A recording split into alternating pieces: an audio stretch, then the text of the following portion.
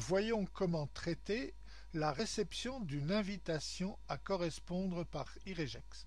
Cette invitation vous est arrivée sur votre adresse email, elle se trouve donc envoyée par robot@iregex.com, adresse que nous vous invitons à entrer dans la liste de vos contacts afin d'éviter qu'elle soit traitée ultérieurement comme un spam.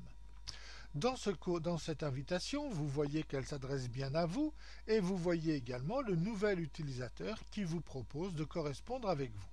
Vous avez deux solutions. Vous êtes détenteur d'un compte de correspondance iRegex et dans ce cas-là, vous pouvez accepter ou refuser cette invitation.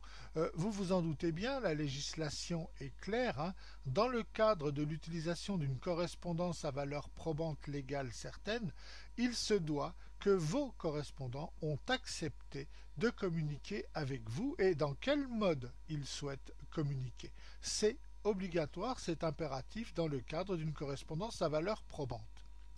D'autre part, vous pouvez ne pas posséder encore de compte, et là il est encore temps de remédier à cela, en cliquant sur inscription, ce qui va vous permettre d'être routé sur le site iRegex directement sur le formulaire de création d'un compte de correspondance iRegex. En ce qui nous concerne, nous allons accepter l'invitation et nous allons donc nous retrouver directement dirigés sur le site iRegex. Là, vous entrez vos codes confidentiels qui permettent à iRegex de vous identifier de façon forte et vous remarquerez que nous utilisons un réseau HTTPS qui est donc totalement sécurisé. C'est un petit peu comme avec votre carte bancaire, hein, quand vous mettez vos codes confidentiels, eh bien avec la carte vous pouvez donc régler des achats ou retirer de l'argent en espèces, puisque vous avez été identifié de façon forte. Eh bien là, c'est exactement la même chose. Donc on va valider notre compte et vous voyez que nous arrivons directement sur la fiche de notre correspondant.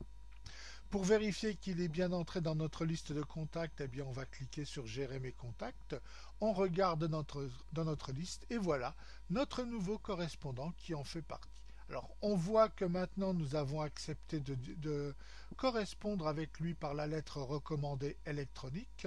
Alors ça aurait pu être la LSE ou ça aurait pu être une invitation pour une facturation.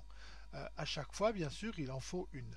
Ensuite, nous voyons que son compte est actif. Ça veut dire qu'il a déposé ses documents certifiés conformes, documents d'identité, CABIS, facture de téléphone mobile par exemple, etc.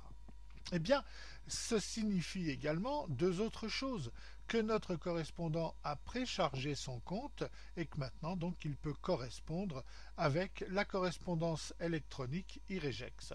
Bien sûr, il a été doté en même temps de la signature électronique qui permet de signer ses documents et de sceller toutes ses correspondances.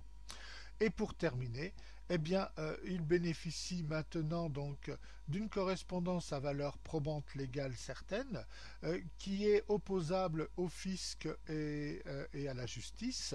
Cette correspondance est aussi très avantageuse économiquement puisqu'elle lui permet de faire des économies importantes sur des charges qui pèsent déjà lourdement à l'heure actuelle sur ses trésoreries et en plus il bénéficie de l'inversement de la charge de la preuve. En clair, en utilisant la correspondance iRegex, eh bien, il a transformé son ordinateur en boîte postale, hein, en bureau de poste à valeur probante légale certaine, mais qui en même temps réalise l'archivage. Voilà comment vous pouvez accepter une invitation.